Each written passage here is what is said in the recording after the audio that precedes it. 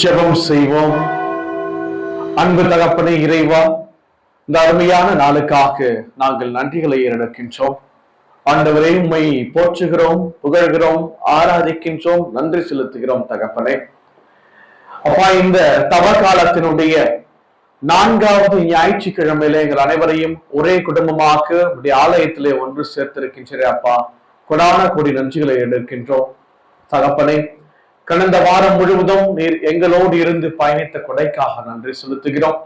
ஆண்டவரே, இந்த தருணத்திலே எங்கள் அனைவரையும் உங்க பாதம் சமர்ப்பித்து வேண்டுகிறோம். ஆண்டவரே, இந்த வழிபாடு முழுவதும் நாங்கள் எந்த பராக்கிற்கும் இடம் கொடாமல் தகப்பனே, நாங்கள் உங்களுடைய வேத வசனத்தை ஆண்டவரே சிறப்பாக தியானித்து அதை எங்களுடைய மனதிலே பதிய வைத்து அதன்படி எங்களுடைய கிறிஸ்துவ வாழ்வினுடைய விசுவாசத்தை ஆழப்படுத்திக் கொள்ளவும், மென்மேலுமாய் இந்த சமுதாயத்திலே நாங்கள் சாட்சியாக நல்ல கிறிஸ்தவர்களாக வாழ்ந்திட எங்களுக்கு கிருபையை தந்தருளும். ஆண்டவரே, இந்த தவ காலத்தில் நாங்கள் எடுக்கின்ற ஒவ்வொரு தவ முயற்சிகளையும் எங்களுடைய ஜபங்களையும் தவங்களையும் நீர்தாமே கேட்டருள்வீராக. எங்களை புனிதப்படுத்தி பாவத்திலிருந்து விடுதலை செய்து தகப்பனே மீட்டெடுத்து மென்மேலுமாய் ஆண்டவராகிய இயேசு கிறிஸ்துனுடைய விழுமியங்களை ஆண்டவரை நாங்கள் ஒவ்வொரு நாளும் வாழ்பவர்களாக எங்களை மாற்றுவீராக. தொடர்ந்து எங்களோடு இருந்து தூயாவினுடைய வழிநடத்தலையும் சிறப்பாக எங்களுக்கு கொடுத்து வழிநடத்துவீராக. ஆண்டவராகிய கிறிஸ்து வழியாக உம்மை மன்றாடுகிறோம். ஆமென். நம்முடைய ஆராதனையின் தொடக்கமாக திருப்பாதம் நம்பி வந்தேன் என்கின்ற அருமையான பாடலை பாடி நாம் நம்மை ஆண்டவருடைய பாதத்திலே சமர்ப்பித்து அவருடைய வழிநடத்தலுக்காகவும் நம்முடைய இருதயத்தை உயர்த்துவோம்.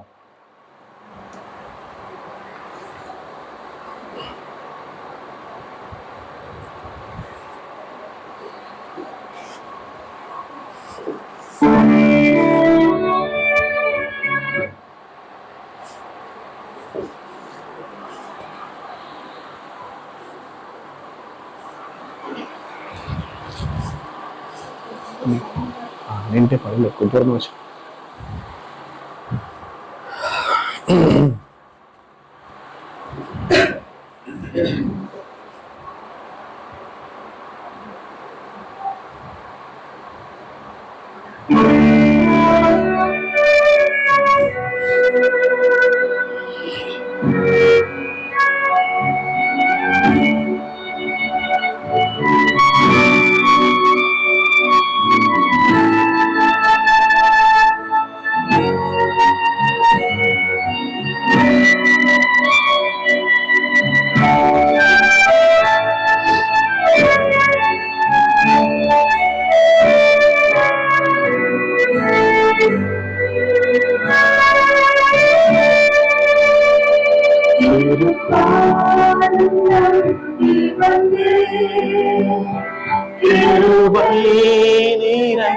இயேசுவே, தமதன்பை கண்டடைந்தே தேவ சமூகத்திலே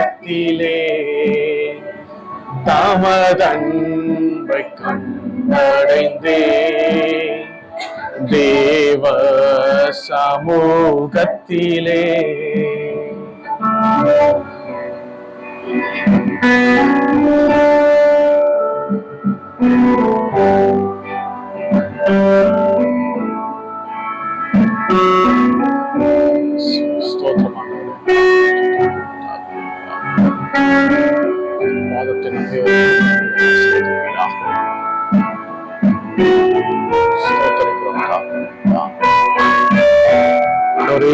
திருப்பாதத்தை நாங்கள் நம்பி வந்திருக்கின்றோம்.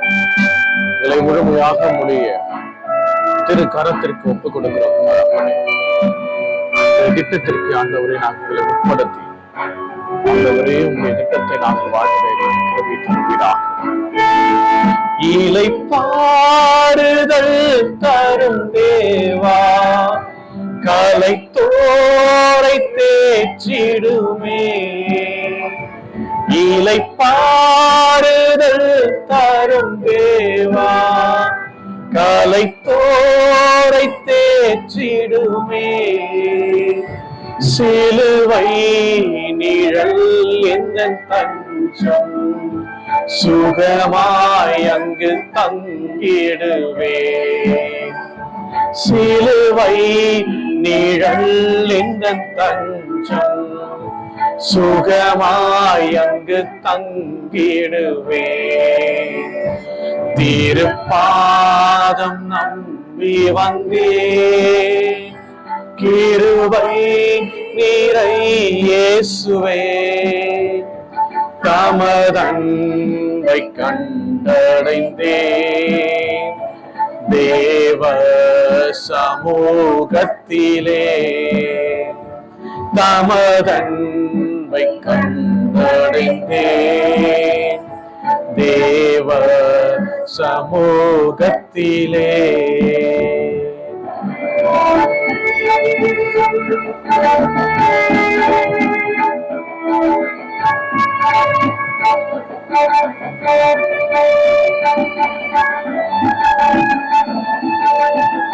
அன்பு இறைவா, உடைய சிலுவை நிழலே எங்களுக்கு போதுமானது தாமனே. அப்பா, சிலுவை நிழலிலே ஆண்டவரே எங்களை அர்ப்பணித்து ஜெபிக்கிறோம். எங்களை வழிநடத்துவீராக. சிலுவை பயணத்தை ஆண்டவரே நாங்கள் தியானிக்கின்ற வகையில் மென்மேலும் என்னுடைய வாழ்வை மாற்றப்படுவதாக. மனம் மாறமாக நீரல்ல, மன வேண்டுதல் கேட்டிடுமே. மனம் மாறமாக நீரல்ல, மன வேண்டுதல் கேட்டிடும். எனதுள்ளம் மூழ்கிய மீட்பே, இயேசுவே உம்மை அண்டிடுவே.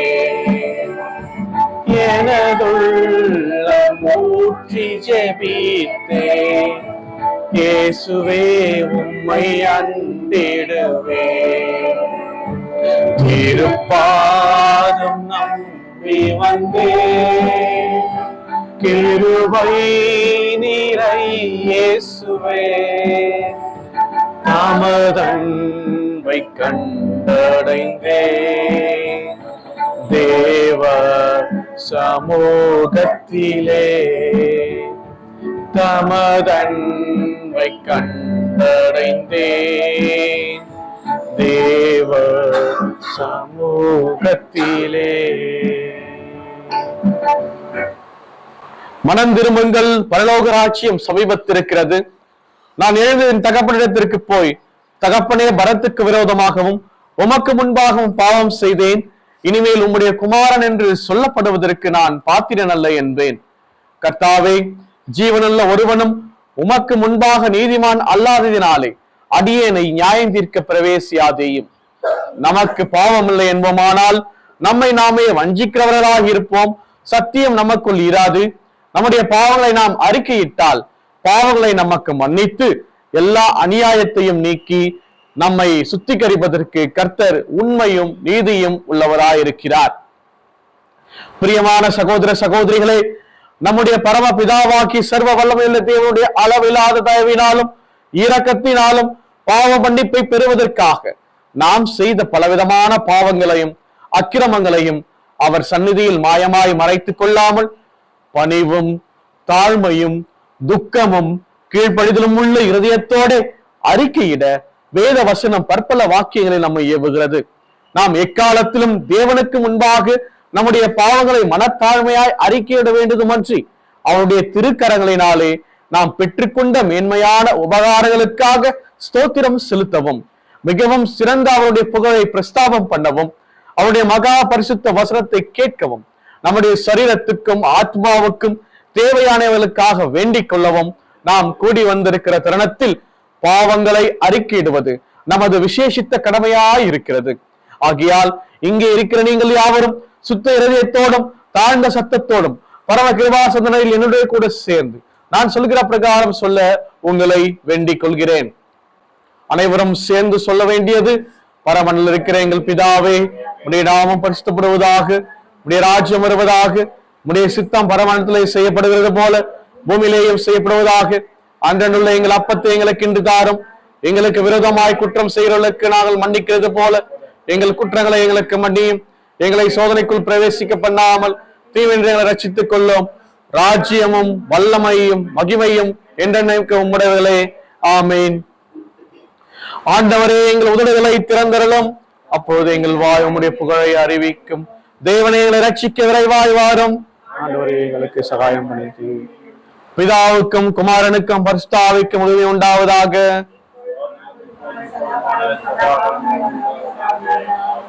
கர்த்தரை துதியுங்கள். அனைவரும் நின்றவாறு சுவிசேஷ வேத பாடத்திற்கு செவிமடுப்போம். வாசிக்கும்படியாக தெரிந்து கொள்ளப்பட்ட சுவிசேஷ வேத பாடம் யோவான் எழுதின சுவிசேஷம் அதிகாரம் 3 இறை வசனங்கள் 14 முதல் 21 முடிய. யோவான் 3ஆம் அதிகாரம் இறை வசனங்கள் 14 முதல் 21 முடிய. சர்ப்பமானது மோசேயினால் வனாந்தரத்திலே உயர்த்தப்பட்டது போல மனுஷகுமாரனும் தன்னை விசுவாசிக்கிறவன் எவனோ அவன் கெட்டு போகாமல் நித்திய ஜீவனை அடையும்படிக்கு உயர்த்தப்பட வேண்டும். தேவன் தம்முடைய ஒரே பேரான குமாரனை விசுவாசிக்கிறவன் எவனோ அவன் கெட்டு போகாமல் நித்திய ஜீவனை அடையும்படிக்கு அவரை தந்தருளி இவ்வளவாய் உலகத்தில் அன்பு கூர்ந்தார். உலகத்தை ஆக்கினைக்குள்ளாக தீர்க்கும்படி தேவன் தம்முடைய குமாரனை உலகத்தில் அனுப்பாமல் அவராலே உலகம் ரட்சிக்கப்படுவதற்காகவே அவரை அனுப்பினார். அவரை விசுவாசிக்கிறவன் ஆக்கினைகளுக்குள்ளாக தீர்க்கப்படான். விசுவாசியாதவனோ தேவனுடைய ஒரே பேரான குமாரனுடைய நாமத்தில் விசுவாசம் உள்ளவனாயிராதபடியினால் அவன் ஆக்கினை தீர்ப்புக்குட்பட்டாயிற்று. ஒளியானது உலகத்திலே வந்திருந்தும் மனுஷருடைய கிரியைகள் பொல்லாதவர்களாயிருக்கும்படியினால் அவர்கள் ஒளியை பார்க்கிலும் இருளை விரும்புகிறதே அந்த ஆக்கினை தீர்ப்புக்கு காரணமாயிருக்கிறது. பொல்லாங்கு செய்கிற எவனும் ஒளியை பகைக்கிறான், தன் கிரியைகள் கண்டிக்கப்படாதபடிக்கு ஒளியினிடத்தில் வராதிருக்கிறான். சத்தியத்தின்படி செய்கிறவனோ தன் கிரியைகள் தேவனுக்குள்ளாய் செய்யப்படுகிறது என்று வெளியாகும்படிக்கு ஒளியினிடத்தில் வருகிறான் என்றார். வாசிக்கும்படியாக தெரிந்து கொள்ளப்பட்ட சுவிசேஷ வேத பாடம் வாசித்தாயிற்று. கர்த்தருக்கு மகிமை உண்டாவதாக. அனைவரும் அமர்ந்து கொள்வோம். மறையுரைக்கு கடந்து செல்வதற்கு முன்பதாக அருமையான ஒரு பாடலை பாடி நாம் தியானித்து விட்டு மறையுரைக்கு கடந்து செல்வோம். சிலுவை நாதர் இயேசுவின் என்கின்ற பாடலை நாம் எடுத்துக்கொள்வோம். இந்த பாடலின் வழியாக ஆண்டவருடைய பாடுகளை தியானித்து இன்றைய வேத வசனத்தின் அடிப்படையிலே நாம் தியானிக்க இதோ தியானம் செய்ய இந்த பாடலை பாடுவோம்.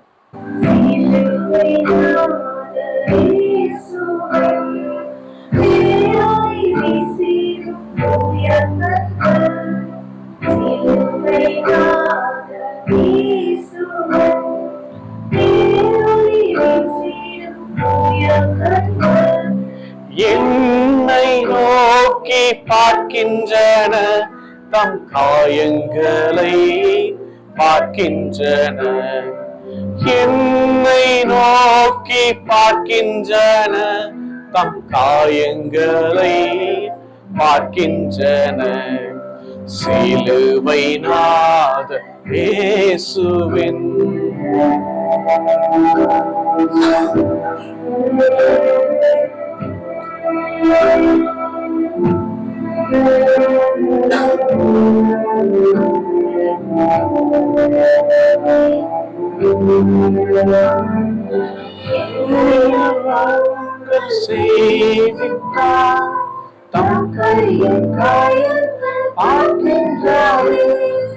என் கையால் பாவங்கள் செய்திட்டார், தம் கையின் காயங்கள் பார்க்கின்றாரே.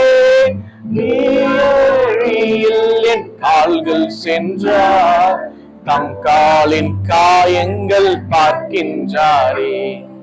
தீய வழியில் என் கால்கள் சென்றால் தம் காலின் காயங்கள் பார்க்கின்றாரே. சிலுவை நாதர் இயேசுவின்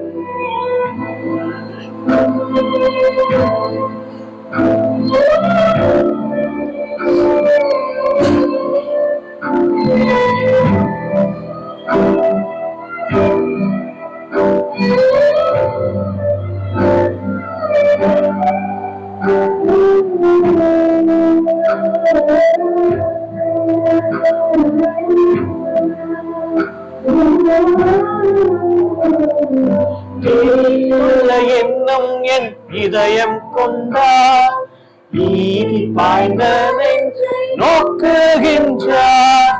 தீட்டுள்ள எண்ணம் என் இதயம் கொண்டார், ஈட்டி பாய்ந்த நெஞ்சை நோக்குகின்றார். பெருமை இடம் பெற்றார், முள்மூடி பார்த்திட ஏங்குகின்றார். பெருமை என்னில் இடம் பெற்றார், முள்மூடி பார்த்திட ஏங்குகின்றார். சிலுவை நாதர் இயேசுவே.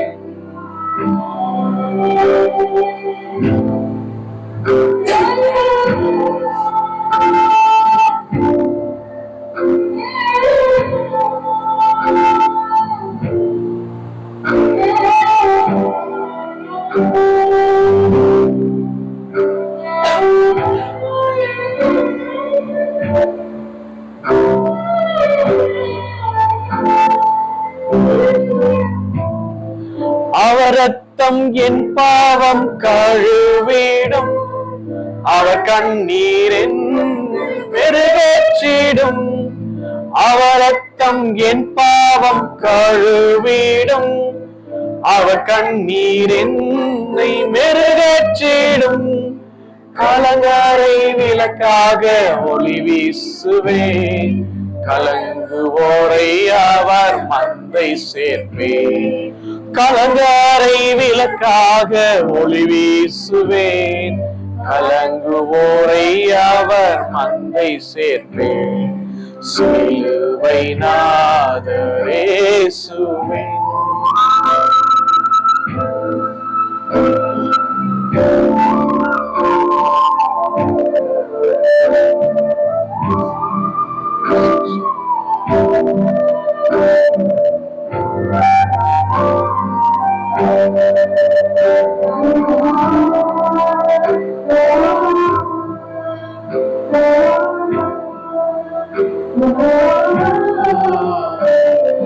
திருந்தீடா பாவிக்காய் அழுகின்றார், வருந்தீடா பிள்ளைக்காய் கலங்குகின்றார்.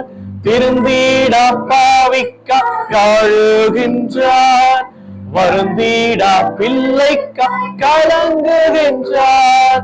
தம் கண்ணீர் காயத்தில் விழுந்திட கண்ணீரும் இரத்தமும் சிந்துகின்றார்.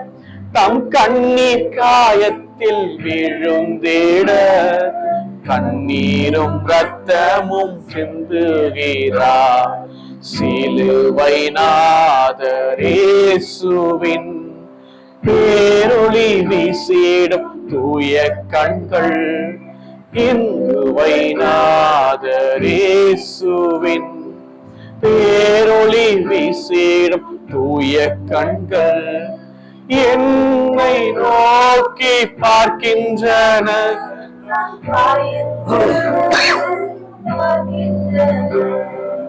என்னை நோக்கி பார்க்கின்றன, தம் காயங்களையும் பார்க்கின்றன. சிலுவை நாதர் இயேசுவின்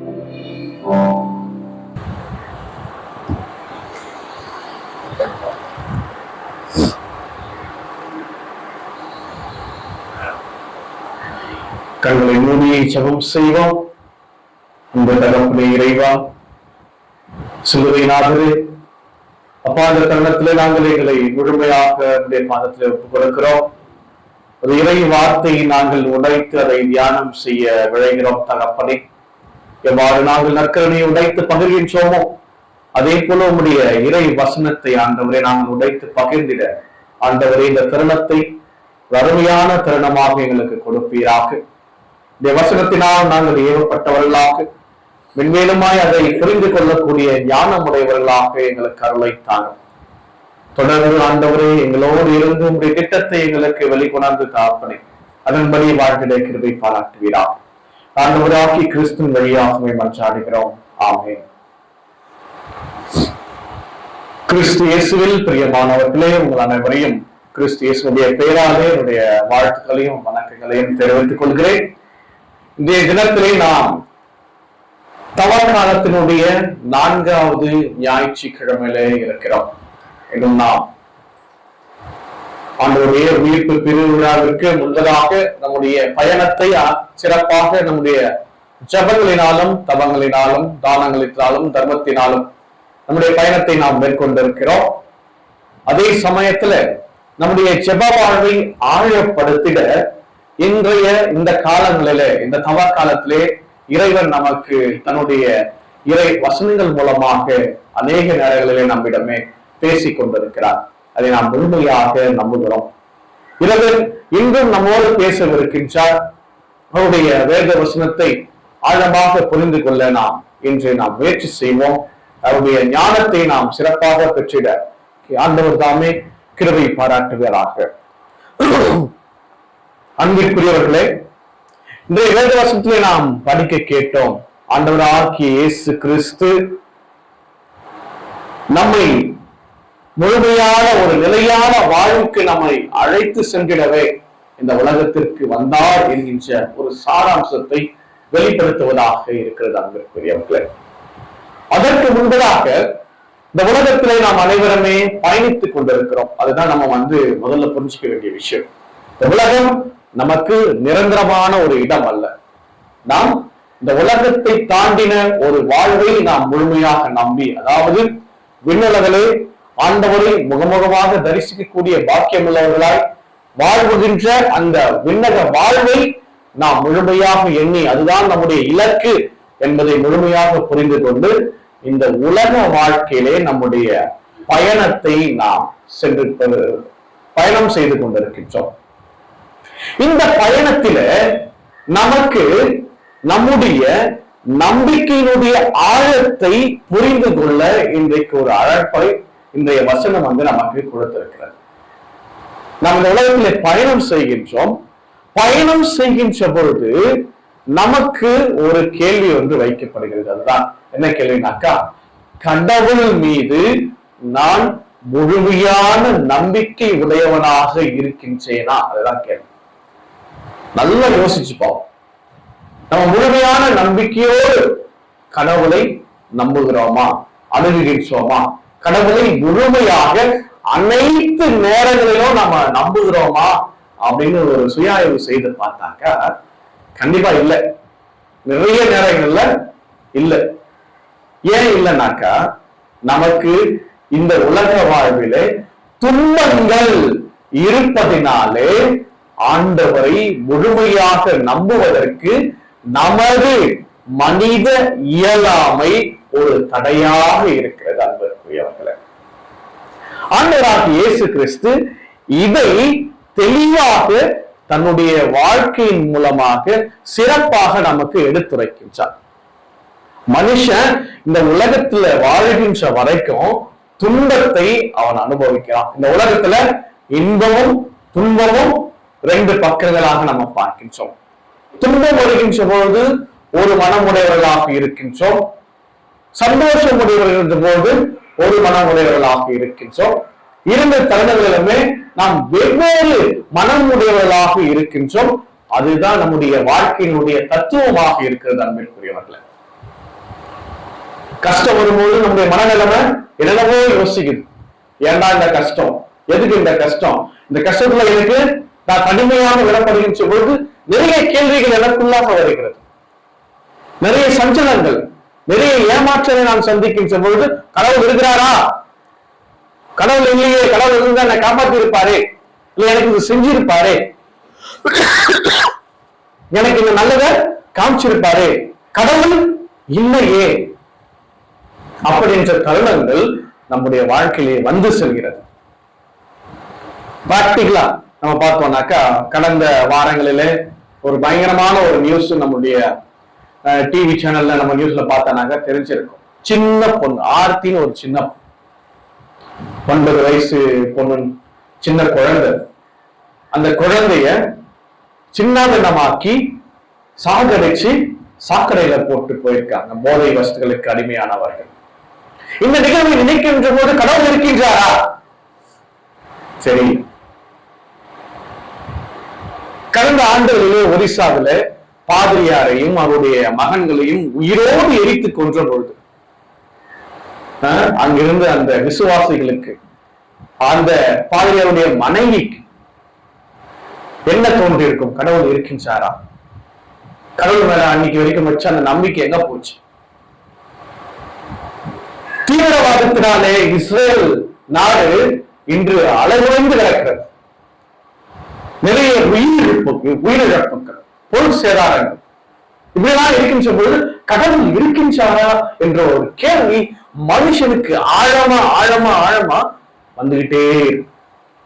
கடவுள் இருக்கிறாரா என்கின்ற ஒரு கேள்வி நமக்குள்ளாகவும் சில நேரங்களிலே, சில தருணங்களிலே, குறிப்பாக ஒரு பயங்கரமான துன்பத்தை நாம் அனுபவிக்கின்ற பொழுது மிக முக்கியமான ஒரு பெரிய கேள்வியாக நமக்கு முன்பாக வந்து செல்கிறது. அன்புக்குரியவர்களே, ஆண்டவராகிய இயேசு கிறிஸ்து இந்த ஒரு கேள்விக்கு மனிதனுடைய அறிவுக்கு எட்டாத ஒரு நிலையை ஆண்டவராகிய இயேசு கிறிஸ்து இன்றைய நாளிலே, இன்றைய வேதவசனத்தின் மூலமாக கடவுள் இருக்கின்றாரா, கடவுளை நான் வைக்கின்ற நம்பிக்கைக்கு எனக்கு பிரதிபலன் உண்டா, எனக்கு நம்பிக்கை மூலமாக ஒரு நல்ல வாழ்வு கிடைக்குமா என்கின்ற அந்த கேள்விக்கு தெல்ல தெளிவாக ஆண்டவராகிய இயேசு கிறிஸ்து இன்றைய வேத வசனத்திலே நமக்கு ஒரு வெளிப்பாட்டை கொடுத்திருக்கின்றார். தத்துவர்கள் சொல்லுவார்கள், மனிதனுடைய வாழ்க்கையில இன்பமும் துன்பமும் இருக்கிறது. அவன் இன்பமாக இருக்கின்ற பொழுது அனைத்தையும் மறந்து விடுகிறான், தன்னையே மறந்த நிலையிலும் அவன் இருக்கின்றான். ஆனால் துன்பம் வருகின்ற பொழுது யாரையாவது பற்றி கொண்டு யாரோடைய துணையாவது வேண்டும் என்கின்ற ஒரு எதிர்பார்ப்போடு அவன் அலைந்து பெறுகின்றான். அந்த தருணத்திலே அவன் தேர்ந்தெடுப்பதுதான் கடவுள் என்கின்ற ஒரு காரியம் என்று தத்துவலாளர்கள் அழகாக அதை கடவுள் இருக்கிறாரு இல்லைன்றத சொல்லாம சொல்லி அதை இவன் எப்படி தேடிக்கொள்கிறான் என்று அவர்கள் சொல்லிவிட்டு சென்று விட்டார்கள். கடவுளை தன்னுடைய துன்ப நேரத்துல ஒரு பற்றிற்காக, ஒரு பற்றுறுதிக்காக, தன்னுடைய துன்ப நேரத்துல ஒரு ஆறுதலான ஒரு விஷயமாக அவன் பார்க்கிறான், மனிதன் பார்க்கிறான். ஆகையால அவன் கடவுளை பற்றி கொள்கிறான், அந்த கடவுள் கான்செப்டை அவன் புடிச்சுக்கிறான். அந்த கடவுள் என்று சொல்லப்படுகின்ற அந்த வட்டாரத்திற்குள்ளாக அவன் ஜம்ப் பண்றான் அப்படின்னு சொல்லுவான். They are leaping into the faith when they suffer a lot. துன்பத்தை ஆழமாக அனுபவிக்கின்ற போது நம்பிக்கை என்கின்ற அந்த கிணற்றிற்குள்ளாக அவன் தாவி குதிக்கிறான் என்கிறார். இத பிராக்டிகலா ஆண்டவராகிய இயேசு கிறிஸ்து நமக்கு காட்டிட்டு போயிட்டார். ஒருத்தர் துன்பம் படுறானோ, கஷ்டப்படுறானா, இந்த கஷ்டத்திற்கு பின்னாடி ஒரு மறைபொருள் ஒன்று இருக்கிறது, ஒரு தேவ ரகசியம் ஒன்று இருக்கிறது, ஒரு தேவனுடைய திட்டம் அவனுக்காக இருக்கிறது. அந்த திட்டத்திற்கு அவன் உட்பட்டாக வேண்டும். உட்படாவிட்டாலும் என்ன சொல்றது, அதற்குள்ளாக அவன் கடந்து சென்றாலும் அவனுக்கு கிடைக்கக்கூடிய கைமாறானது இவனுடைய திட்டமாகத்தான் அமைகிறது என்று சொல்கின்றார். ஆண்டவர் இயேசு கிறிஸ்து இன்னைக்கு பாருங்க, சர்ப்பமானது மோசேயினால் வனாந்தரத்திலே உயர்த்தப்பட்டது போல மனுஷகுமாரனும் தன்னை விசுவாசிக்கிறன் எவனோ அவன் கெட்டு போகாமல் நித்திய ஜீவனை அடையும்படிக்கு உயர்த்தப்பட வேண்டும் என்று முதல் 2 வசனங்கள் என்று நம்ம படிக்க கேட்டோம். முதல் 2 வசனங்கள் யோவான் எழுதின செய்தியில. மற்ற சுவிசேஷத்துல நம்ம படிக்கின்ற பொழுது ஆண்டவராகிய இயேசு கிறிஸ்து தன்னுடைய சாவை முதலாவது முறையாக, இரண்டாவது முறையாக, மூன்றாவது முறையாக அறிவிப்பதாக போடப்பட்டிருக்கும் மற்ற சுவிசேஷத்துல. ஆனால் யோவான் நட்சத்திரத்துல மட்டும் அவருடைய சாவை பற்றி நேரடியாக பேசாமல் அவர் உயர்த்தப்படவிருக்கிறார், ஆண்டவராகிய இயேசு கிறிஸ்து உயர்த்தப்பட இருக்கின்றார், அவர் உயர்த்தப்படுகிறார், உயர்த்தப்பட்டவராக இருப்பார் என்கின்ற வெளிப்பாட்டை தான் யோவான் எழுதிய நற்செய்தி நமக்கு கொடுத்துட்டே இருக்கும். சாவை பற்றியோ மரணத்தை பற்றியோ அது இவர் பேச மாட்டார், யோவான் பேச மாட்டார். மோஸ்ட்லி அவர் எதை பத்தி பேசுவார்னாக்கா, ஆண்டவராகிய இயேசு கிறிஸ்து உயர்த்தப்படுகிறார், உயர்த்தப்படுவார், உயர்த்தப்பட்ட பின் இவைகள் எல்லாம் நடக்கும் அப்படின்னா வேத வசனங்கள் நீங்க ஆழமா அதை படிச்சு பாத்தீங்கன்னாலுமே அந்த இயேசு கிறிஸ்து தன்னுடைய சாவை முன்னறிக்கின்ற நிகழ்வு பெருசா அதுல இருக்காது. மாறாக ஆண்டவர் உயர்த்தப்படுகிறார், உயர்த்தப்படுவார், உயர்த்தப்பட்ட பின்பு இப்பெல்லாம் நடக்கும் அப்படின்ற விஷயம் தான் யோவான் நற்செய்தியில கொடுக்கப்பட்டிருக்கும். அப்போ ஆண்டவராகிய இயேசு கிறிஸ்துடைய பாடுகள், அவருடைய துன்பம், அதை தாண்டின ஒரு மகிமையான காரியம் இறைவன் அவருக்காக வைத்திருப்பது உயிர்ப்பு. மகிமையிலே அவருடைய உயிர்ப்பு என்பது ஒன்று இருக்கிறது. அவர் அனைவருக்கும் ஒளியை தருகின்றவராக, நித்திய ஜீவனை தருகின்றவராக உயர்த்தப்படுவார். அந்த பாலைவனத்துல விஷப்பாம்புகளாலே கடிக்கப்பட்ட மனிதர்கள் ஒரு வெண்கல பாம்பை செஞ்சு உயர்த்துவாங்க. அதை பாக்குறவங்க யாரெல்லாம் அந்த வெண்கல பாம்பை பாக்குறாங்களோ அவங்க எல்லாமே அந்த பாம்புகளின் விஷயத்துல இருந்து தப்பித்து உயிர் பிழைப்பார்கள். அது போல இந்த புதிய ஏற்பாட்டில் ஆண்டவராகிய இயேசு கிறிஸ்துவும் சிலுவையிலே உயர்த்தப்படுவார். சிலுவை மரணத்தாலே அவர் உயர்த்தப்படுவார். யாரெல்லாம் அவரை உற்று நோக்கி அவரிடம் வருகின்றார்களோ, அவருடைய சிலுவையின் ஏழிலே அவர்கள் தங்குகிறார்களோ, அவருடைய சிலுவையின் அடியிலே அவர்கள் நிற்கின்றார்களோ, தன்னுடைய மன கஷ்டத்தோடு, தன்னுடைய துக்கத்தோடு, தன்னுடைய வேதனையோடு அங்கு நிற்கின்றார்களோ, அவர்கள் அனைவருக்குமே நித்திய வாழ்வை ஆண்டவராகிய இயேசு கிறிஸ்துவின் மூலமாக இறைவன் தருகிறார் என்கின்ற வெளிப்பாடுதான் அன்பிற்குரியவர்களே. அப்போ நம்முடைய உலக வாழ்க்கையில நாம் அனுபவிக்கின்ற துன்பங்கள் என்பது நமக்கு அடுத்த ஒரு படிநிலைக்கு, அதாவது ஆண்டவராகிய இயேசு கிறிஸ்து இன்னும் அதிகமாக பற்றி கொண்டு ஒளியின் மக்களாக மாறுவதற்காகத்தான் அந்த துன்பங்கள் நமக்கு கொடுக்கப்படுகிறது, அல்லது அது நம்முடைய வாழ்விலே நடக்கிறது என்பதை நாம் இந்த தருணத்திலே புரிந்து கொண்டு துன்ப நேரங்களிலும் ஆண்டவருடைய இருக்கின்ற அந்த நம்பிக்கையை நாம் இழக்காமல் அதை ஆழப்படுத்தி கொண்டேதான் செல்ல வேண்டும் என்பதுதான் இன்றைய அழைப்பு. அதுதான் இன்றைய 4வது தவக்கால ஞாயிறானது அந்த அழைப்பை நமக்கு கொடுக்கிறது. நம்முடைய நம்பிக்கையில சிறிதும் குறையாமல் அதை அதிகரித்துக் கொண்டு ஆண்டவராகிய இயேசு கிறிஸ்துவை போல பாடுகளையும் மரணத்தையும் நாம் ஏற்றுக்கொண்டாக வேண்டும் இந்த உலகத்திலே. கண்டிப்பா அப்படி செய்கின்ற பொழுது நமக்கு நித்திய வாழ்வு உண்டு என்பதுதான் ஆண்டவராகிய இயேசு கிறிஸ்து அவருடைய வாழ்க்கையின் மூலமாக நமக்கு தருகின்ற பாடம். அப்படி பண்ணல, இல்ல அப்படி பண்றதுக்கு, அதாவது ஆண்டவராகிய இயேசு கிறிஸ்து மேல நம்பிக்கை வைப்பதற்கு எனக்கு இருக்கக்கூடிய பிராக்டிக்கலான டிஃபிகல்டிஸ் இந்த உலகத்துல என்ன அப்படின்றத நாம இன்னைக்கு அது ஒரு பாயிண்ட் மாதிரி போட்டு பார்க்கணும், சுயாய்வு செஞ்சு பார்க்கணும். என்னவா இருக்கும் நம்ம யோசிச்சு பார்ப்போம். நம்ம கடவுள் மேல நம்பிக்கை வைக்கிறோம், அந்த நம்பிக்கை இழந்து போக அல்லது குறைந்து போக அல்லது அந்த நம்பிக்கையை வேற மாதிரி மாறிவிட காரணங்கள் என்னென்ன அப்படின்னு பார்க்கின்ற போது நிறைய விஷயங்கள் இருக்குது. என்ன அப்படின்னு பார்த்தாக்கா, ஆண்டவராகிய இயேசு கிறிஸ்துடைய வாழ்வு நமக்கு சிறப்பாக போதிக்கப்படுகிறது. நமக்கு தெரியும் ஆண்டவர் இயேசு கிறிஸ்து யாரு, நம்முடைய சொந்த மீட்பர், அவர் தான் எனக்கு ரட்சகர் அப்படின்னு முழுசா நம்ம நம்பிட்டோம். ஆனா நம்மள பிறகும் அந்த நம்பிக்கைக்கான, அந்த நம்பிக்கையை ஒட்டின, அந்த நம்பிக்கை சாராம்சமாக கொண்ட வாழ்க்கை சூழலை நாம் ஃபாலோ பண்றோமா, இல்ல நம்ம கொண்டு போறோமா அப்படின்னு பார்த்தாக்க கிடையாது. அந்த நம்பிக்கையை தவிர்த்து அந்த நம்பிக்கையை வலுவிழக்க செய்கின்ற மற்ற விஷயங்கள் நம்மள உலகத்துல நிறைய விஷயங்கள் நம்மள ஆதரித்துக் கொண்டிருக்கிறது. குறிப்பா பாத்தீங்கன்னாக்கா மூட நம்பிக்கைகள். கிறிஸ்தவர்கிட்ட நிறைய மூட நம்பிக்கை இருக்குது. ஏன்னா நம்முடைய முன்னோர்கள் அவ்வாறாக சொல்லிவிட்டு சென்றுறாங்க. அதனால நமக்கு சில மூட நம்பிக்கைகள் இருக்கிறது. அப்போ இதுல எது உண்மையான நம்பிக்கை, எது பொய்யான நம்பிக்கை, அதாவது மூட நம்பிக்கை அப்படின்றத வந்து நம்ம தெளிவா புரிஞ்சுக்கணும். நேரம் பார்க்கறது, அப்படி கிறிஸ்தவர்கள் இருக்கிறாங்க, நேரம் பார்க்கறது. நேரம் பார்க்கணும், அது எப்படி பார்க்கணும், விவிலியத்தின் அடிப்படையிலே நமக்கு சொல்லப்பட்டிருக்கிறது. எந்த நேரம் எதிரில பூனை போனாக்கா அது ஒரு கெட்ட சகுனமாக பார்ப்பார் இல்லையா? அது மாதிரி ஒரு விஷயம் இருக்கு. இல்ல இது இந்த நேரத்துல செய்யக்கூடாது, 12 மணிக்கு நீங்க எழுச்சி வெளியே நடக்கக்கூடாது, இல்ல கல்லறைக்கு போகணும். இந்த நிறைய விஷயங்கள் நிறைய இருக்கு, நிறைய எக்கச்சக்கமா இருக்குது. ஆனா நல்லதுக்கு தான் சொல்லியிருப்பாங்க. அதை நாம் எப்படி நம்ம அதை புரிந்து கொள்ள வேண்டும் என்பதை நாம இந்த தருணத்துல நாம ஆழமா நம்ம சிந்தித்து பார்க்கணும். ஆண்டவராகிய இயேசு கிறிஸ்துதான் என்னுடைய மீட்பர் என்று சொன்னவிட்ட பிறகு மற்ற விஷயங்கள்லாம் கணக்கிலே கிடையாது.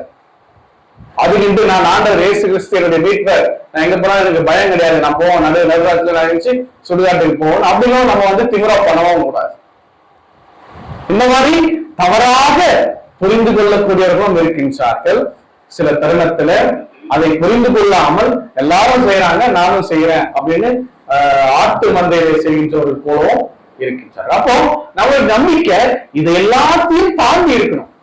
மூல நம்பிக்கையும் தாண்டி அது ஒரு பெரிய ஒரு நம்பிக்கையா கடவுள் மேல வைக்கிற நம்பிக்கை ஒண்ணு இருக்கணும் அப்படின்றதுதான் ஆண்டவர் இயேசு கிறிஸ்து இன்னைக்கு நமக்கு காட்டுற ஒரு செய்தி. என்னன்னா அந்த இடத்துல நாம் செய்கின்ற ஒவ்வொரு காரியமும், ஒவ்வொரு சொல்லும், ஒவ்வொரு சிந்தனையும், ஒவ்வொரு எண்ணங்களும் ஒளியின் மக்களாக நாம் வாழ்கின்றோமா என்கின்ற ஒரு கேள்வியோடு தான் அந்த விஷயங்கள் எல்லாம் செய்யணும்னு ஆண்டவர் இயேசு கிறிஸ்து சொல்றார். ஒளியின் மக்களாக, அதாவது ஆண்டவராகிய இயேசு கிறிஸ்துடைய மக்களாக நான் இருக்கிறேனாக்கா என்னுடைய பாவத்தை நான் மறைத்துக் கொள்ள விரும்ப மாட்டேன், தீயதை நான் ஆதரிக்க மாட்டேன், தீயவர்களை நான் ஆதரிக்க மாட்டேன், தீய பேச்சுகளை, வழக்கங்களை, தீய விஷயங்களை, கெட்ட விஷயங்களை நான் ஆதரிக்க மாட்டேன், செய்ய மாட்டேன். மாறாக அவைகள் இருப்பினும் அதை நான் வெளிச்சத்திற்கு கொண்டு வந்து என்னுடைய பாவத்தை கழுவி தூய்மையான ஒரு மனிதனாக மாறி ஒளியின் மக்களாக மாறுவேன். அப்படி மாறுகின்ற போது இங்க பாருங்க, ஒளியானது உலகத்திலே வந்திருந்தும் மனுஷனுடைய கிரியைகள் பொல்லாதவர்களா இருக்கிறபடியினால் அவர்கள் ஒளியை பார்க்கிலும் இருளை விரும்புகிறதே அந்த ஆக்கினை தீர்ப்புக்கு காரணமாக இருக்கிறது. பொல்லாங்கு செய்கிற எவனும் ஒளியை பகைக்கிறான், தன் கிரியைகள் கண்டிக்கப்படாதபடிக்கு ஒளியின் இடத்தில் வராதிருக்கிறான். நாம இந்த மாதிரியான ஒரு மனுஷனா அப்படின்னு ஒரு கேள்வி ஒண்ணு நம்ம இன்னைக்கு கேட்டு பார்க்கணும். ஒளிய விரும்பாதவன் என்ன பண்ணுவானாக்கா ஒளி பக்கம் வரவே மாட்டான், அது இருட்டிலேயே இருக்க விரும்புவான். அப்படி இருட்டிலே இருக்கிறதுனால அவனுடைய பாவம் வந்து மறைக்கப்பட்டதா இருக்கும். அவனுடைய சேஃபா அந்த சேஃப் ஜோன்லயே, அதாவது அவனுடைய பாவத்தை வெளியே காமிச்சிக்காம, அதை அறிக்கையிடாம, அதை சுத்திகரித்துக் கொள்ளாம, தன்னை தூய்மைப்படுத்திக் கொள்ளாம, இவருடைய விசுவாசத்திற்குள்ளாக செல்லாம அவன் தன்னை பாதுகாத்துக்குவான். அப்போ அவனுக்கு கிடைக்கிறது என்னன்னாக்கா, நல்லா பாருங்க,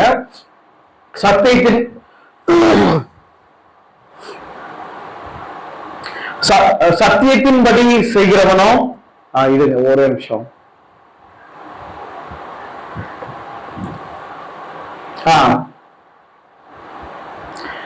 18வது வசனம் பாருங்க. தேவனுடைய ஒரே பேரான குமாரனுடைய நாமத்தில் விசுவாசம் உள்ளவனாய் இராதபடியினால் அவன் ஆக்கினை தீர்ப்புக்குட்பட்டாயிற்று அப்படின்னு ஆல்ரெடி சொல்லப்பட்டுச்சு. அவன் ஒளியை வந்து மறுக்கிறான், தன்னுடைய தீய வாழ்வை இன்னும் பாதுகாப்பா வச்சுக்கிட்டு வெளியில ஒளியில வந்து வராம இருக்கிறான், தன்னை மாற்றிக்க விரும்புற அப்படின்னாக்கா அவனுக்கு ஆல்ரெடி ஜட்ஜ்மெண்ட் இஸ் கிவன், அவனுக்கு ஆல்ரெடி அக்கினிக்கு அவன் உள்ளாக்கப்படுவான், அவன் நரகத்திற்கு ஆல்ரெடி ரெடி ஆயிட்டான் அப்படின்னு தான் அர்த்தமாகுது. அப்ப ஆண்டவராகிய இயேசு கிறிஸ்து இன்னைக்கு நமக்கு வெளிப்படுத்துகின்ற செய்தி என்னன்னாக்கா, அன்பிற்குரியவர்களே, தன்னை விசுவசிக்கிறவனுக்கு அவர் நித்திய ஜீவனை கொடுக்கிறாரு. அப்ப நம்முடைய விசுவாசம் எவ்வளவு ஆழமா இருக்கணும் இந்த தருணத்துல. இந்த தவ காலத்தினுடைய 4வது வாரத்துல 4வது ஞாயிற்றுக்கிழமை நம்ம இருக்கிறோம்னாக்கா, இத்தனை நாளாக நம்ம ஒவ்வொரு தலைப்பின் கீழாக நாம தியானித்துட்டு வந்தோம். சோதனையை பற்றி தியானித்தோம். அடுத்ததாக என்னென்ன விஷயங்கள் நம்ம வாழ்க்கையில நடக்கிறதோ அந்த விஷயங்கள் எல்லாமே தியானித்துட்டு வருவோம். தியானித்துட்டு வருகின்ற பொழுது என்னுடைய நம்பிக்கை இந்த 4வது தவக்கால வாரத்துல இந்த ஞாயிற்றுக்கிழமையில இன்க்ரீஸ் ஆயிருக்கா, உயர்ந்திருக்கிறதா, கடவுள் மேல இருக்கிற அந்த பற்று, அந்த நம்பிக்கை அதிகமாக இருக்கிறதா, அதை நாம் சுய ஆய்வு செய்து பார்க்க அழைக்கப்படுகின்ற அன்புக்குரியவர்களே. அப்ப எனக்கு அந்த பற்று இல்லை, அந்த நம்பிக்கை என்கிட்ட இல்லைனாக்கா நாம இன்னமும் இருட்டுலதான் வாழ்ந்துட்டு இருக்கிறோம். இன்னமும் நம்ம அந்த பழைய வாழ்க்கையிலே பாவ வாழ்க்கையை விட்டு வெளியே வருவதற்கு, அதை எக்ஸ்போஸ் பண்றதுக்கு, ஆண்டவர்கிட்ட அதை சமர்ப்பித்து நம்மை கழுவிக்கொள்ள நாம் இன்னும் தயாரா இல்லை அப்படின்றது அர்த்தமாகுது. ஆகவே அன்புக்குரியவர்களே, இன்றைக்கு கொடுக்கப்படுகின்ற அழைப்பு நம்மை ஒளியின் மக்களாக ஆண்டவன் அழைக்கின்றார். அந்த ஒளியின் மக்களாக நாம் வாழ்வதற்கு நம்முடைய இருளை விட்டு நாம் அகன்று வருவோம், தாண்டி வருவோம். நம்முடைய ஒளியிலே நம்முடைய பாவத்தை கரைத்து கொண்டு கழுவிக்கொண்டு ஆண்டவராகிய இயேசு கிறிஸ்து தன்னுடைய சிலுவை மரத்தினாலே கொண்டு வந்த நித்திய ஜீவனை நமதாக்கும்படியாக நம்மை நாம ஒப்புவித்து இன்னும் அதிகமாக அனைத்து துன்பத்தின் நேரங்களிலும் வேதனையின் நேரிலும் நம்முடைய விசுவாசத்தை இழக்காமல் அதை ஆழப்படுத்தி கொண்டே செல்கின்ற பொழுது ஆண்டவர் எவ்வாறு உயர்த்தப்பட்டாரோ, ஆண்டவராகிய கிறிஸ்து எவ்வாறு சிலுவையில் உயர்த்தப்பட்டு மகிமையிலே உயிர்த்தெழுந்தாரோ, அதே போல நாம் துன்பப்பட்டு இருந்தாலும், கஷ்டப்பட்டு கொண்டு இருந்தாலும் நமக்கு நித்திய வாழ்வு ஒன்று உண்டு. அந்த விண்ணகத்திலே அது இருக்கிறது, நமக்காக தயாராக இருக்கிறது என்ற நம்பிக்கையில இன்னும் அதிகமாக ஆண்டவரிடத்துல விசுவாசத்தை வைப்போம். அப்பொழுது நாம் ஒளியின் மக்களாக, இருளிலிருந்து வெளிவந்தவர்களாக, ஒளியை ஏற்றுக்கொள்பவராக, ஆண்டவராகிய இயேசு கிறிஸ்துவின் மீட்பை சிறப்பாக நாம் அனுபவிப்பவர்களாக இருப்போம். ஆமென். கண்களை மூடி ஜெபிப்போம். அன்பின் பரலோகத்தின் தகப்பனே இறைவா, உன் மீது நாங்கள் நம்பிக்கை வைப்பதற்கு தகப்பனே, பல நேரங்களிலே மனித வாழ்வினுடைய சூழல்கள் எங்களை வெவ்வேறு பாதையிலே இட்டு சென்று கொண்டிருக்கிறது தகப்பனே.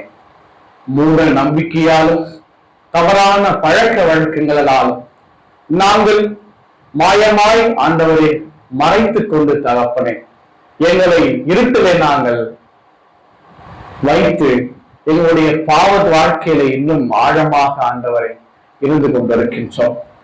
நீதாமே இன்று நீர் வேதவசத்தை உரைத்தது போல இருளை விட்டு வெளியே வந்து ஒளியை நோக்கி வருபவர்களாக, ஒளியிலே எங்களுடைய இருளை அகற்றி எங்களுடைய பாவ கரைகளை ஆண்டவரை கழித்து தகப்பனே நீர் எங்களுக்கு கொடுத்திருக்கின்ற விசுவாச வாழ்விலே இன்னும் ஆழமாக நாங்கள் வளர்ந்து எல்லா நேரங்களிலும், குறிப்பாக எங்களுடைய வேதனைகளிலும், எங்களுடைய சோதனைகளிலும், எங்களுடைய கஷ்டங்களிலும் தகப்பனே எங்களுடைய நம்பிக்கையை நாங்கள் தளர விடாமல் அதை ஆழமாக நாங்கள் இன்னும் அதிகரித்து தகப்பனே கிறிஸ்துவ விசுவாச வாழ்விலே சிறந்து விளங்குவதாக மாறிட நீதாமே எங்களை ஆசீர்வதித்து வழிநடத்துவீராக. எங்களை பலப்படுத்தும். சோதனைகளுக்கு உட்படாதபடி விழித்திருந்து ஜெபிக்குங்கள் என்று ஆண்டவரை நீர் சொல்லியிருக்கின்றீர். அது போல என்னுடைய ஜெப வாழ்வை நாங்கள் ஆழப்படுத்தி வெண்மேலுமாய் எங்களுடைய கரைகளை நாங்கள் ஆண்டவரை போக்கிக்கொண்டு தகப்பனே ஒளியின் மக்களாக, நம்பிக்கை உடையவர்களாக, நித்திய ஜீவனை நாங்கள் அடையும்படிக்கு தகப்பனே தகுதியுள்ளாக மாறிட நீதாமே கிருபை பாராட்டுவீராக. ஆண்டவரே, இதோ இந்த தருணத்திலே ஆண்டவரே இருவரையே வாழ்ந்து கொண்டிருக்கின்ற மக்களை என்னுடைய சமூகத்திலே ஆண்டவரை கொண்டு வருகின்றோம். நீதாமே அவர்களை பார்ப்பீராக. ஆண்டவரே, நிறைய போதனைகளும் நிறைய நல்ல விஷயங்கள் அவர்களுக்கு கொடுக்கப்பட்டு இருந்தும் தகப்பனே ஆண்டவரே கொடுமையான ஒரு வாழ்வை, மனித நேயமற்ற சில செயல்களை ஆண்டவரை அவர்கள் செய்து சமுதாயத்திலே ஆண்டவரை தீமையை விதைத்துக் கொண்டிருக்கின்றார்கள். போதை வஸ்துகளை விரும்புகின்ற ஆண்டவரை இளைஞர்களை இந்த தருணத்தில் நாம் நினைத்து பார்க்கின்றோம். அவர்களுக்காக செபிக்கிறோம் தகப்பனே. அவர்கள் அதிலிருந்து விடுபட்டு தகப்பனே மனித நேயத்தோடு ஆண்டவரை ஒவ்வொரு மனிதனையும் நேசித்து தகப்பனே நல்ல பிள்ளைகளாக, ஆண்டவரை நல்ல விழுமியங்களோடு வாழ்பவர்களாக அவர்களை மாற்றுவீராக. ஆண்டவரை தொடர்ந்து எங்களுடைய வாழ்விலே என்னாலும் நாங்கள் நல்லதை விதைப்பவர்களாக, நல்லதை அறுவடை செய்பவர்களாக, நல்லதை போற்றுவர்களாக நாங்கள் இருந்திட அதற்கான ஞானத்தை எங்களுக்கு சிறப்பாக தந்து தெளிந்திட இதுதாமே எங்களுக்கு கிருபை பாராட்டுகிறார். உங்கள் அனைவரையும் ஆசீர்வதியும் பலப்படுத்தும் தாங்கிக் கொள்ளும் ஆண்டவராகி கிறிஸ்து வழியாக உண்மை மன்றாடுகிறோம். ஆமென்.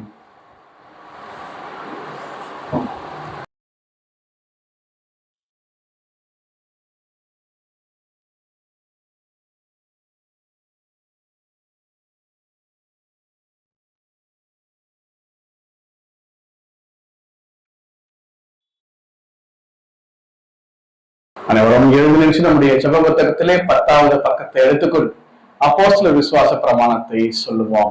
வானத்தையும் பூமியையும் படைத்த சர்வ வல்லமையுள்ள பிதாவாகிய தேவனை விசுவாசிக்கிறேன். அவருடைய ஒரே குமாரனாகிய இயேசு கிறிஸ்துவை விசுவாசிக்கிறேன்.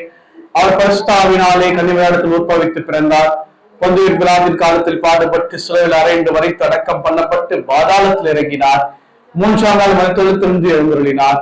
பரவலத்திற்கேறி சர்வ வல்லமுள்ள பிதாவாகி தேவனுடைய வலது பாகத்தில் வீற்றிருக்கிறார். அவருக்கு உயிரோரையும் மரித்தோரையும் நியாயந்திருக்க வருவார். பரிசுத்த ஆவியை விசுவாசிக்கிறேன்.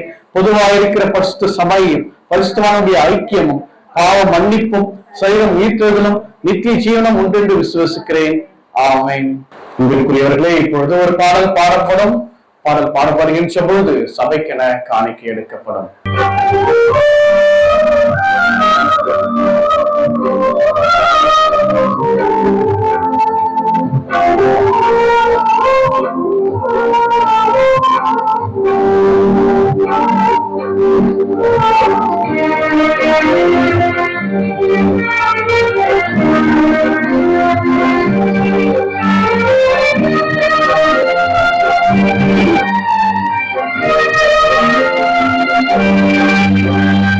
ஒவ்வொரு பகிர்வும் புனித வியாழனாம், ஒவ்வொரு வலியும் புனித வெள்ளியா, ஒவ்வொரு பணியும் உயிர்ப்பின் ஞாயிறாம், ஒவ்வொரு மனிதர் இன்னொரு இயேசுவா.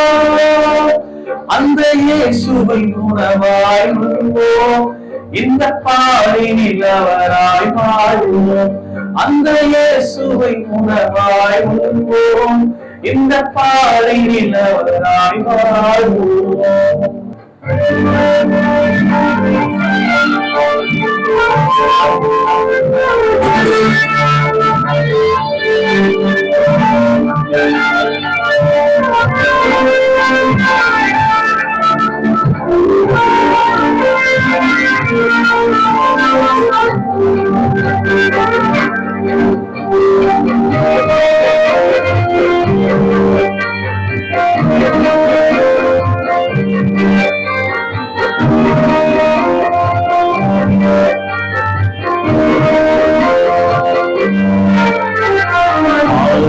கருவிய பதிவீடை செயலை வேதமாயானதே, புரட்சியை ஒடுக்கிய சிலுவை கொலையை புனிதமாக நிலைத்ததே. கழுவிய பணிவீடை செயலை வேதமாயானதே, புரட்சியை ஒடுக்கிய சிலுவை கொலையை புனிதமாக நிலைத்ததே. இயேசுவின் பலியும் இரப்பும் இறையன்பின் சாட்சிகளே, இயேசுவின் பலியும் இரப்பும் இறையன்பின் சாட்சிகளே. இதை உணர்வோம், நம்மை பகிர்வோம், இதை உணர்வோம், நம்மை பகிர்வோம். இயேசுவின் கொள்கைகள் நம்மில் வாழவே பகிர்வோம். புனித வியாழனாம், ஒவ்வொரு பலியும் புனித வெள்ளியா, ஒவ்வொரு பணியும் உயிர்ப்பின் ஞாயிறாம், ஒவ்வொரு மனிதர் இன்னொரு இயேசுவா. அந்த இயேசுவை உணவாய் உண்போம், இந்த பாரினில் அவராய் வாழ்வோம். அந்த இயேசுவை உணவாய் உண்போம், இந்த பாரினில் அவராய் வாழ்வோம்.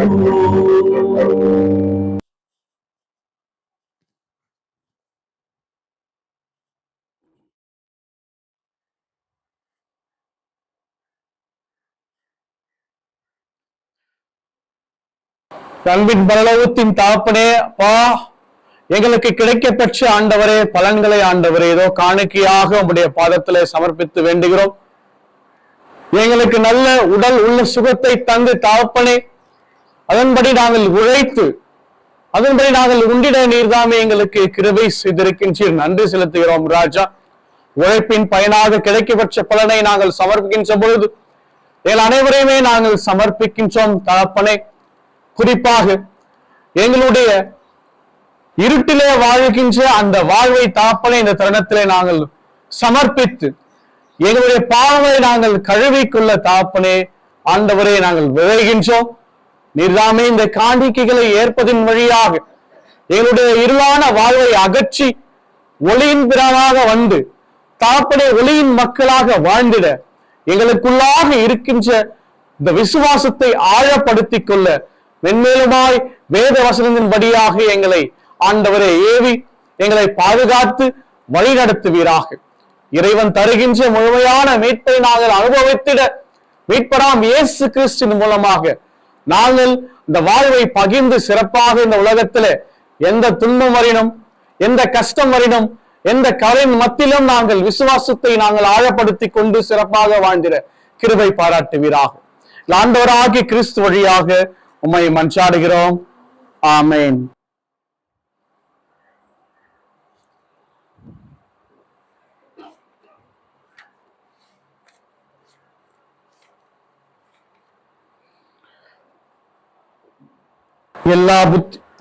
எல்லா புத்திக்கும் மேலான தேவ சமாதானம் உங்களோடு இருந்து நீங்கள் தேவனையும் அவருடைய குமாரனாகிய இயேசு கிறிஸ்துவையும் பற்றி அறிவிலும் அன்பிலும் நினைத்திருக்கும்படி உங்கள் இருதயத்தையும் சிந்தையும் காக்க கடவுது.